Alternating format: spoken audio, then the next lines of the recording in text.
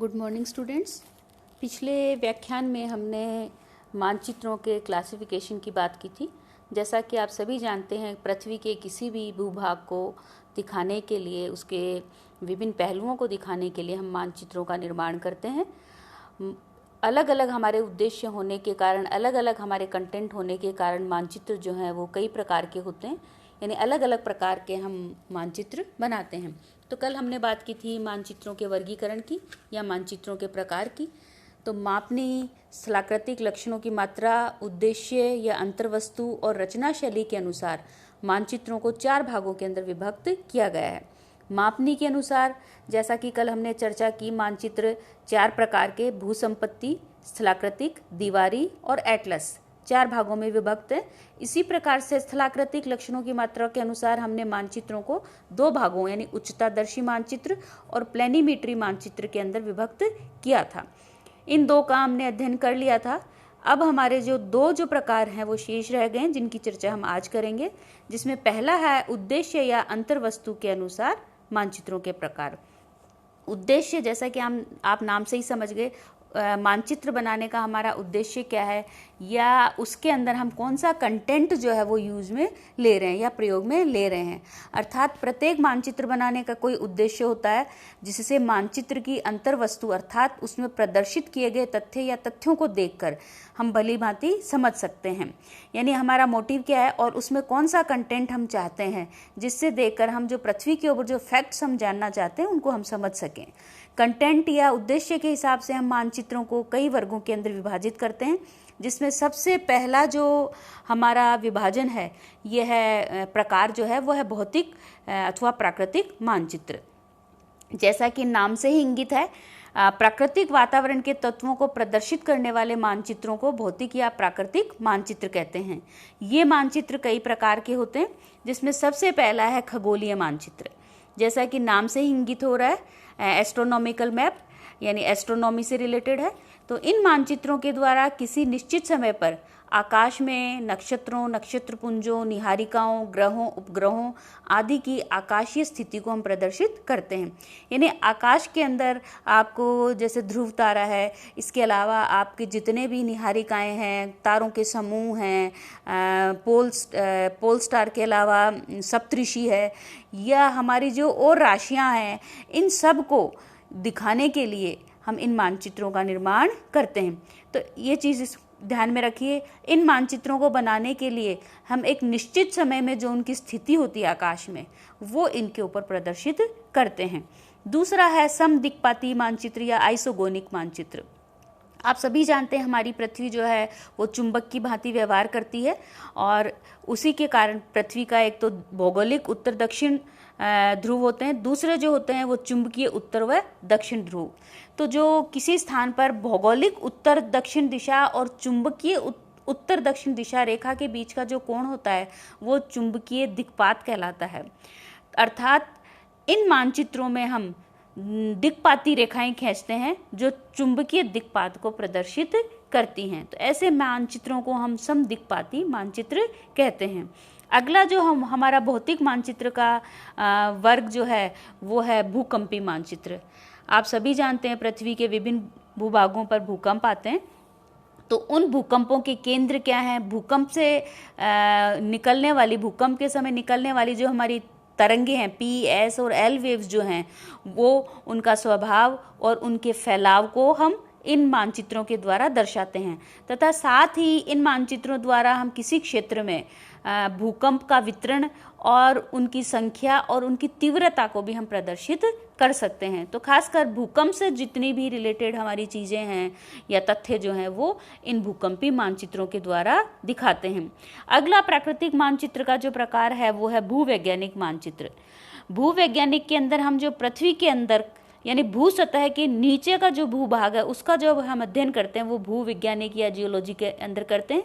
तो उस पृथ्वी के धरातल के नीचे की जो शैल हैं उन शैल के शैल दृश्यांशों, उनके वितरण, जो रॉक बेड्स हैं उनके नमन की मात्रा, उनकी दिशा, उनके जो फ्रैक्चर लाइंस हैं, एक्सिस ऑफ फोल्ड हैं, इन सब को धरातलीय बनावट के साथ इन मानचित्रों में प्रदर्शित किया जाता है। अर्थात इन मानचित्रों द्वारा किसी भी क्षेत्र की संरचना और उसकी बाह्य आकृति को स्पष्ट करने के लिए प्रोफाइल बनाई जाती हैं, परिच्छेदिकाएं बनाई जाती हैं, और उन परिच्छेदिकाओं द्वारा हम भूवैज्ञानिक मानचित्र का बनाकर उनका अध्ययन करते हैं। अगला जो मानचित्र है हमारा प्राकृतिक मानचित्र में, यह है उच्चावच मानचित्र। जैसा कि नाम से ही इंगित हो रहा है, ये धरातल के उच्चावच को स्पष्ट करते हैं, अर्थात धरातल की दशा प्रकट करने वाले मानचित्र।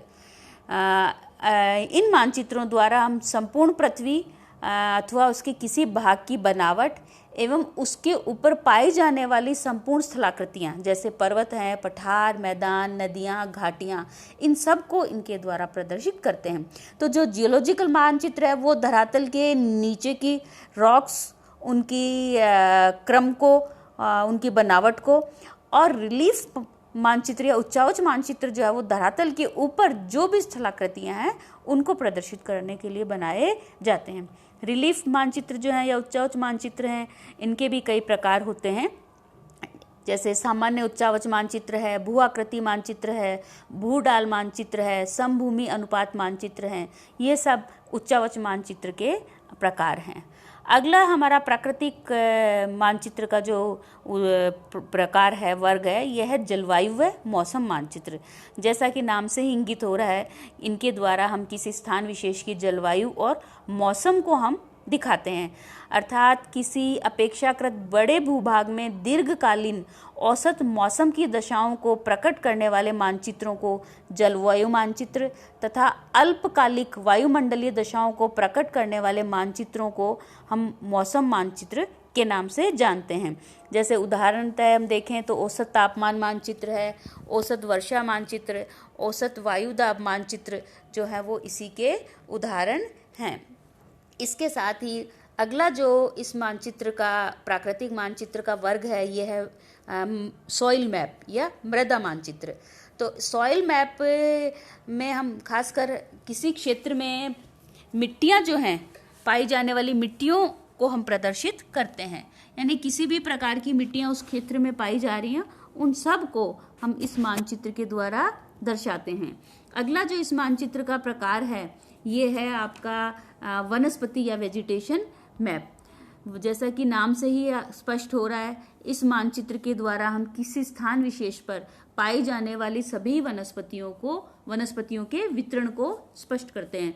किसी क्षेत्र के अंदर कौनधारी वन है, पतझड़ वन है, टुंड्रा वेजिटेशन है, या फिर आपकी उष्णकटिबंधीय वन है, जैसे भी वन है उन सब को उस मानचित्र के अंदर हम दिखाते हैं। अगला मानचित्र है अपवाह मानचित्र। अपवाह मानचित्र यानी किसी भी क्षेत्र के अंदर जो वहाँ की मुख्य नदी है और उसकी जो सहायक नदियों का जो जाल है उसको उस मानचित्र के ऊपर हम दिखाते हैं। तो यानी धरातल के ऊपर किसी स्थान विशेष का जो अपवाह जो है वो इसके द्वारा प्रदर्शित किया जाता है। अगला जो इसी का प्रकार है प्राकृतिक का या भौतिक का, ये है महासागरीय मानचित्र। महासागरीय यानी हम महासागरों की तली जो है उसकी बनावट, महासागरों की धाराएं जो हैं उनका प्रकार, उनकी दिशा, महासागर में जो अवसाद पाए जाते हैं उनका वितरण, महासागरों की लवणता की मात्रा, इन सब को हम इन मानचित्रों के द्वारा प्रदर्शित करते हैं। इसके अलावा कभी कभी इन मानचित्रों में हम नौका संचालन या सी रूट्स के लिए जो शिपिंग जो होती है, सी रूट्स के ऊपर जो शिपिंग होती है उसको भी इसके द्वारा प्रदर्शित किया जाता है। तो खासकर समुद्र से या महासागरों से रिलेटेड जितने भी फैक्ट्स हैं वो हमारे ओशनिक मैप के अंदर या महासागरीय मानचित्र के अंदर दिखाए जाते हैं। मानचित्र का प्राकृतिक भौतिक मानचित्र का जो कंटेंट के आधार पर दूसरा वर्ग है यह है जनसंख्या एवं बस्ती मानचित्र। जैसा कि नाम से ही इंगित हो रहा है, ये जनसंख्या और बस्ती यानी एक मानचित्र में हम जनसंख्या से रिलेटेड फैक्ट लेंगे और दूसरे उसको जनसंख्या मानचित्र कहेंगे, और जिस मानचित्र में हम सेटलमेंट से रिलेटेड फैक्ट्स लेते हैं उन्हें बस्ती मानचित्र कहते हैं। तो कहने का मतलब है कि जनसंख्या मानचित्रों द्वारा हम जनसंख्या का वितरण, घनत्व, जनसंख्या वृद्धि, स्त्री पुरुष अनुपात है, जन्म मृत्यु की दरें हैं, आयु वर्ग है और जनसंख्या के जो व्यवसायिक संरचना जो है इत्यादि को प्रदर्शित किया जाता है। दूसरा है बस्ती मानचित्र। बस्ती मानचित्रों के द्वारा हम कोई भी गांव है, नगर है, उसकी बनावट कैसी है, उसका लेआउट, विन्यास कैसा है और उसके साथ ही उसमें जो भी ट्रांसपोर्टेशन के जो रूट्स हैं उसके नेटवर्क को भी हम दिखाते हैं। इस प्रकार से जनसंख्या और बस्ती मानचित्र के द्वारा हम मानवीय पहलुओं को हम प्रदर्शित करते हैं। अगला जो हमारा कंटेंट के अनुसार जो प्रकार है यह है समाज सांस्कृतिक या सोशो कल्चरल मैप। जैसा कि नाम से इंगित हो रहा है, इन मानचित्रों के द्वारा मानव समाज और संस्कृति से जुड़े हुए घटकों को हम दिखाते हैं, जैसे धर्म, जाति, भाषा, शिक्षा, वेशभूषा, कला, मनोरंजन, पर्यटन आदि। यानी ये सारे फैक्ट्स जो हैं ये इन मानचित्रों के द्वारा हम प्रदर्शित करते हैं। अगला जो मानचित्र का प्रकार है वो है राजनीति मानचित्र। अभी आपको जो मानचित्र दिखाए जा रहे हैं उसमें सबसे पहले जैसे मानचित्र है प्राकृतिक और भौतिक मानचित्र। इस प्राकृतिक और भौतिक मानचित्र में भारत का मानचित्र है, फिजिकल मैप है। इसके अंदर आप पर्वतीय, पठारी, मैदान, सारे के सारे मरुस्थलीय क्षेत्र, मैदानी भूभाग, कोस्टल रीजन, यानी सारे जितने भी फिजिकल डिविजन्स हैं, नेचुरल डिविजन्स हैं इंडिया के, वो आपको नजर आएंगे। दूसरा हम मानचित्र देखें तो ये जो मानचित्र है ये है खगोलीय मानचित्र। तो इसमें एक फिक्स समय की या फिक्स टाइम की जो भी हमारे ऊपर जो तारामंडल हैं, तारे हैं, नक्षत्र हैं, उन सब को अलग अलग उसके अंदर दिखाया गया है। तो ऐसा जो मानचित्र होता है, इस प्रकार का जो मानचित्र है, इसको हम एस्ट्रोनॉमिकल या खगोलीय मानचित्र कहते हैं। ये जो मानचित्र है ये भूकंपीय मानचित्र है। भारत का भूकंपीय मानचित्र निर्मित किया गया है। इसमें हम भूकंप के जो अर्थक्वेक के जो जोन्स हैं उनको अलग अलग कलर्स के द्वारा इंगित किया गया है। इसमें जो ऑरेंज वाला है ये ज़्यादा अर्थक्वेक आने वाला क्षेत्र है, ये दूसरा वाला क्षेत्र है। इसके बाद ये थोड़ा कम जोन और कलर के हिसाब से जैसे जैसे अर्थक्वेक की इंटेंसिटी बढ़ रही है वैसे वैसे कलर जो है वो परिवर्तित किया गया। अगला जो मानचित्र हम देखें यह है भूवैज्ञानिक या जियोलॉजिकल मैप। जियोलॉजिकल मैप में हम देखें कि ये अलग नीचे की प्रोफाइल है, अर्थ सरफेस जो है उसका नीचे का भाग है। इसमें आपको अलग अलग दिखाई देंगी। ये जो ब्लू क्षेत्र है जो ये पानी को दिखा रहा है, ये येलो जो है ग्रेवल को दिखा रही है, ये ग्रीन हिस्सा जो है ये रॉक्स को दिखा रहा है, खासकर लाइमस्टोन जो रॉक्स हैं। तो इसमें जो भी नीचे की रॉक्स का जो स्ट्रक्चर है, उनके झुकाव हैं, इनके कोण हैं, नतियाँ जो हैं वो सब दिखाई गई हैं। यानी नीचे का जैसा भी स्ट्रक्चर आपको नज़र आ रहा है इसमें दिख रहा है, नीचे बिलो अर्थ सरफेस जो है उसको हमने प्रदर्शित किया। तो इस तरह का जो मानचित्र जो होता है इसको हम जियोलॉजिकल मैप के नाम से जानते हैं। ये जो मानचित्र है ये रिलीफ या उच्चावच मानचित्र है। रिलीफ मानचित्र में हम एशिया महाद्वीप प्रदर्शित किया गया है और इस एशिया महाद्वीप के अंदर आपको पूरा एशिया महाद्वीप का उच्चावच आपको नजर आएगा। इसमें मैदानी भाग आपको दिखेंगे, मध्य एशियाई पर्वतीय पठार क्षेत्र नजर आएंगे, भारत का पठार, बाकी ये मैदानी भूभाग हैं, मरुस्थलीय क्षेत्र हैं और द्वीपीय क्षेत्र हैं। यानी जितने रिलीफ एशिया के अंदर हैं ये सारे के सारे इस मानचित्र के अंदर प्रदर्शित किए गए हैं। ये जो मानचित्र है ये जलवायु मानचित्र है। इसके अंदर भारत की जलवायु दिखाई गई है। तो अलग अलग कलर पैच बनाकर जो ये जो रेखाएं हैं, इन रेखाओं के बीच में रेखाएं बनाकर तापमान को प्रदर्शित किया गया है। कल इस मानचित्र के बाद हम देखें तो अगला जो मानचित्र है वो है सॉइल मैप या मिट्टी मानचित्र। इस मानचित्र के अंदर भारत के अंदर जो विभिन्न प्रकार की मिट्टियाँ पाई जाती हैं उनको अलग अलग कलर पैचेस के द्वारा दिखाया गया है। जैसे एल्यूवियल सॉइल को वाइट कलर से, आपके फॉरेस्ट सॉइल जो है इनको ग्रीन कलर से दिखाया गया है। ब्लैक सॉइल से आप कॉटन ब्लैक सॉइल को है, इसको कपास की मिट्टियों के नाम से जानते हैं। इसी तरह से रेड एंड येलो सॉइल को येलो ऑरेंज कलर से दिखाया। लेटराइट सॉइल जो है ये इसको पिंक कलर से दिखाया है। एरिड जो है खासकर मरुस्थलीय मिट्टी जिसको कह सकते हैं, इसको ब्लूइश ग्रे कलर से दिखाया है।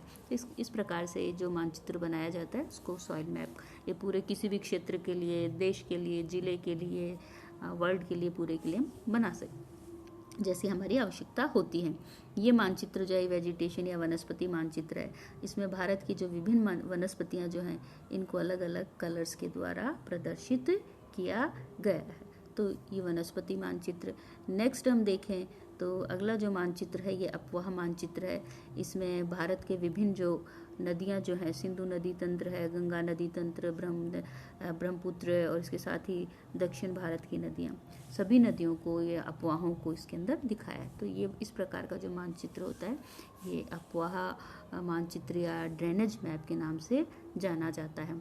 इसी तरह से ये जो मैप है ये पॉपुलेशन मैप के रूप में आपको नज़र आ रहा होगा। यह जनसंख्या मानचित्र है।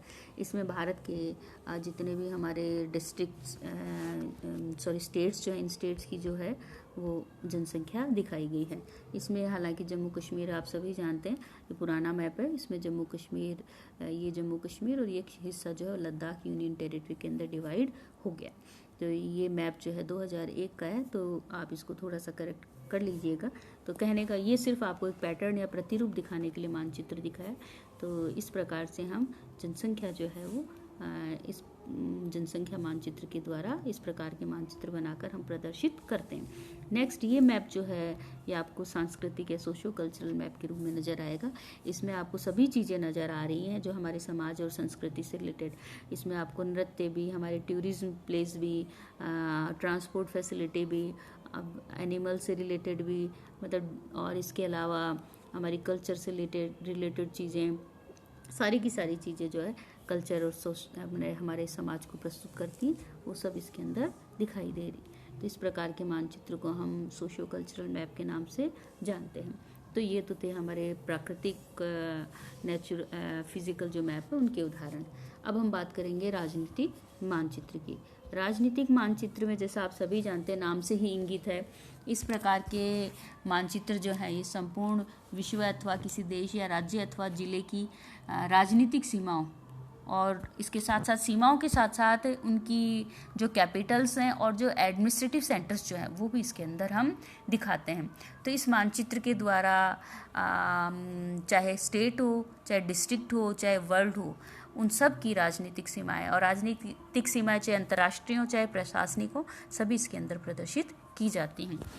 दूसरा जो मानचित्र है वो है हिस्टोरिकल या ऐतिहासिक मानचित्र।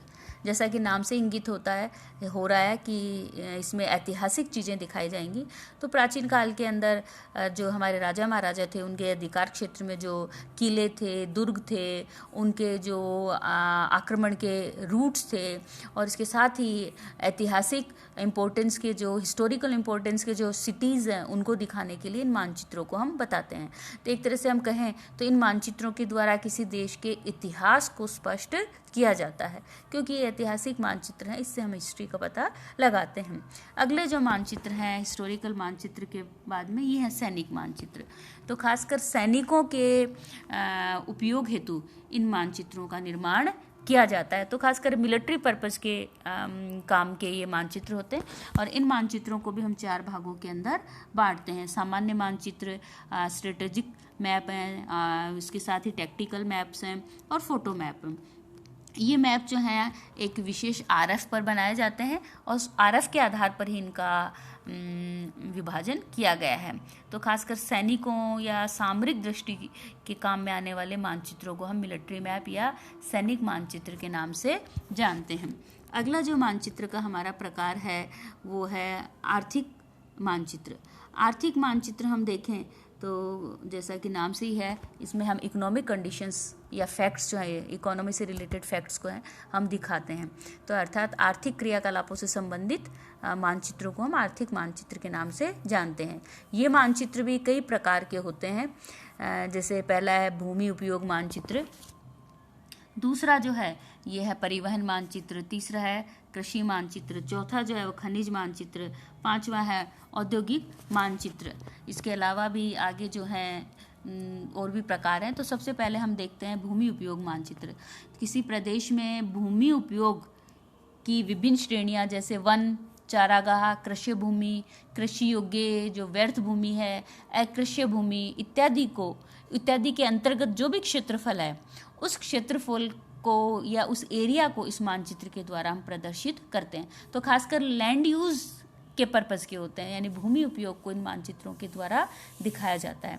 दूसरा है हमारे ट्रांसपोर्ट मैप्स। ट्रांसपोर्ट मैप्स के द्वारा हम ये परिवहन को प्रदर्शित करने वाले तथ्यों को दिखाने के लिए बनाए जाते हैं। तो परिवहन मार्गों को प्रदर्शित करने वाले मानचित्र परिवहन मानचित्र कहलाते हैं। जैसे आपका सड़क है, रेल मार्ग है, वायु मार्ग है, नौका संचालन है आदि के जो रूट्स हैं वो इन मानचित्रों द्वारा प्रदर्शित करते हैं। एक मानचित्र में सारे रूट्स भी दिखा सकते हैं, एक मानचित्र में अलग अलग रूट भी दिखाए जा सकते हैं। नेक्स्ट जो है आर्थिक मानचित्र का प्रकार वो है कृषि मानचित्र। तो कृषि मानचित्रों द्वारा हम बात करें तो किसी प्रदेश में विभिन्न प्रकार की फसलों के वितरण, फसलों का क्रॉप कॉम्बिनेशन है, क्रॉप रैंकिंग है, कृषि दक्षता है और क्रॉपिंग कैरिंग कैपेसिटी है या वहन क्षमता जो है, इसको हम प्रदर्शित करते हैं। तो खासकर कृषि से रिलेटेड जो फैक्ट्स जो हैं वो कृषि मानचित्र द्वारा प्रदर्शित किए जाते हैं। नेक्स्ट है खनिज मानचित्र। जैसा कि नाम से ही इंगित हो रहा है, इन मानचित्रों द्वारा हम किसी प्रदेश में खनिज क्षेत्रों और खनन केंद्रों की स्थितियों को दिखाते हैं। तो जितने भी कौन कौन सा मिनरल किस जगह पर मिल रहा है और उनके माइनिंग सेंटर जो है वो कौन कौन से हैं वो मिनरल मैप द्वारा प्रदर्शित किए जाते हैं। नेक्स्ट है औद्योगिक मानचित्र या इंडस्ट्रियल मैप्स। तो इन मानचित्रों द्वारा किसी प्रदेश में जो औद्योगिक पेटियां होती हैं और उनके जो सेंटर्स जो होते हैं उनको प्रदर्शित किया जाता है। कभी कभी इन मानचित्रों में हम जो हमारे औद्योगिक केंद्रों के लिए जो रिक्वायरमेंट्स है, जैसे कच्चा माल है, लेबर है, पावर है और जो अन्य फैसिलिटीज़ जो हैं या ट्रांसपोर्ट है, ये सब जो हैं जो एक उद्योग को चलाने के लिए जो जो हमारी रिक्वायरमेंट्स हैं उन सब को भी या उन फैसिलिटीज़ को भी इन मानचित्रों के द्वारा हम प्रदर्शित करते हैं। तो ये तो था हमारा आर्थिक मानचित्र। आर्थिक मानचित्रों के बाद हम बात करें, एक बार हम पहले आर्थिक मानचित्रों के ही जो मानचित्र जो हैं उनको हम देख लेते हैं। तो इसमें सबसे पहले हमें नज़र आ रहा है लैंड यूज़ यानी भूमि उपयोग मानचित्र। इसमें जिस प्रकार से भारत के अंदर भूमि उपयोग किया जा रहा है उसी प्रकार से कृषि भूमि है, अकृषि भूमि है, सबको कलर के द्वारा हमने डिवाइड करके और उसको प्रदर्शित किया है। अगला जो मानचित्र है ये है ट्रांसपोर्ट मैप। ट्रांसपोर्ट मैप के अंदर ये किसी क्षेत्र के जो है ट्रांसपोर्ट रूट्स जो हैं वो सड़क मार्ग जो है वो दिखाया गया है। नेक्स्ट जो हम देखें ये एग्रीकल्चर मैप है। इस एग्रीकल्चर मैप के अंदर पूरे विश्व को लिया गया है और अलग अलग कलर से जो जो कृषि की जा रही हैं उनको इस मानचित्र के ऊपर प्रदर्शित किया गया है। नेक्स्ट है ये मिनरल मैप है।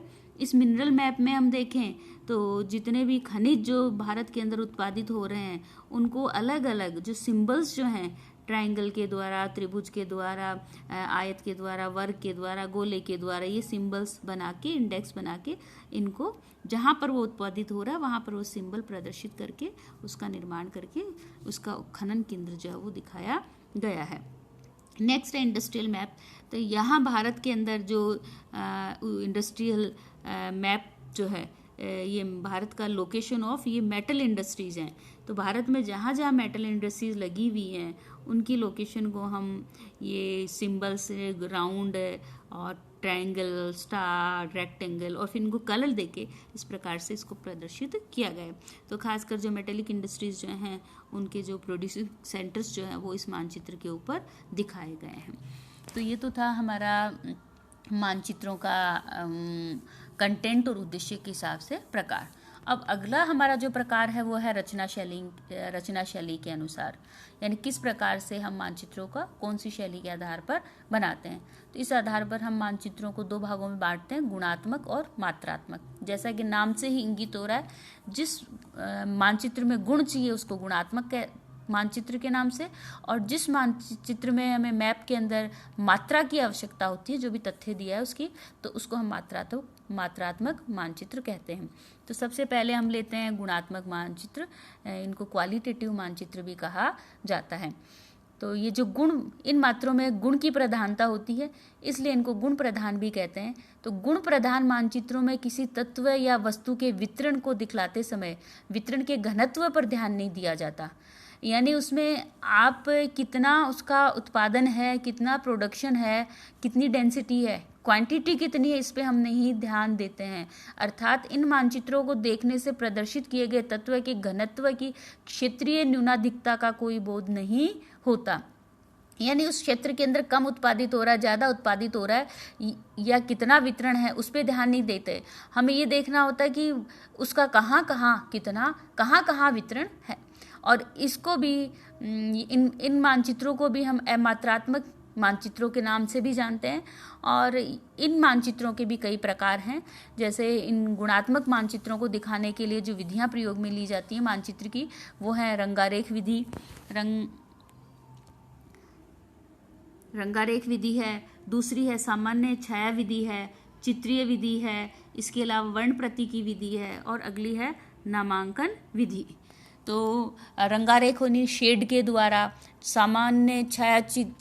सामान्य छाया विधि में भी नॉर्मल शेडिंग की जाती है, रंगारेख में कलर पैच बनाए जाते हैं। चित्रीय विधि में जहाँ जो उत्पादन हो रहा है उसमें उसका सिंबल या उसकी पिक्चर बना देते हैं। वर्ण प्रतीकी में वर्णों का प्रयोग किया जाता है। और नामांकन विधि में हम जहाँ उत्पादन हो रहा है या वस्तु पाई जा रही है वहाँ उसका जो पहला लेटर है उसका नाम लिख दिया जाता है। तो इस प्रकार जो मेथड्स हैं, ये विधियां जो है गुणात्मक मानचित्रों को बनाने के लिए प्रयोग में लिए जाते हैं। दूसरे जो है वो है मात्रात्मक मानचित्र या क्वांटिटेटिव। इन मानचित्रों को हम सांख्यिकीय मानचित्र भी कहते हैं। किसी तत्व या वस्तु के मूल्य, मात्रा अथवा घनत्व की क्षेत्रीय भिन्नता को प्रकट करने के लिए इन मानचित्रों का निर्माण किया जाता है। यानी इनमें हमारे गुण की बजाय मात्रा जो है उसका महत्व होता है। यह हम दिखाना चाहते हैं कितनी मात्रा वहाँ उत्पादित हो रही है। जैसे वर्षा मानचित्र है, जनसंख्या मानचित्र है, कृषि मानचित्र है, ये सब इसके अंदर हम कितनी वर्षा है, कितनी पॉपुलेशन है, कृषि उत्पाद कितना हो रहा है, ये सब हम उसके अंदर दिखाएंगे। तो इन मानचित्रों का मूल उद्देश्य जो है वो किसी तत्व या वस्तु के मूल्य, मात्रा या घनत्व की क्षेत्रीय विभिन्नता को चित्रित करना होता है। यानी उसकी कितनी मात्रा हो रही है, हर क्षेत्र के अंदर कितनी क्वांटिटी उसकी उत्पादित हो रही है या कितनी पाई जा रही है या कितना वितरण है, इसको हम दिखाते हैं। गुण जो है यहाँ पर नहीं आता है, एक तरह से कहें तो हम गुण को नहीं लेते हैं। इन मानचित्रों को भी अलग अलग तरीके से बनाया जाता है। इसके कई उदाहरण हैं।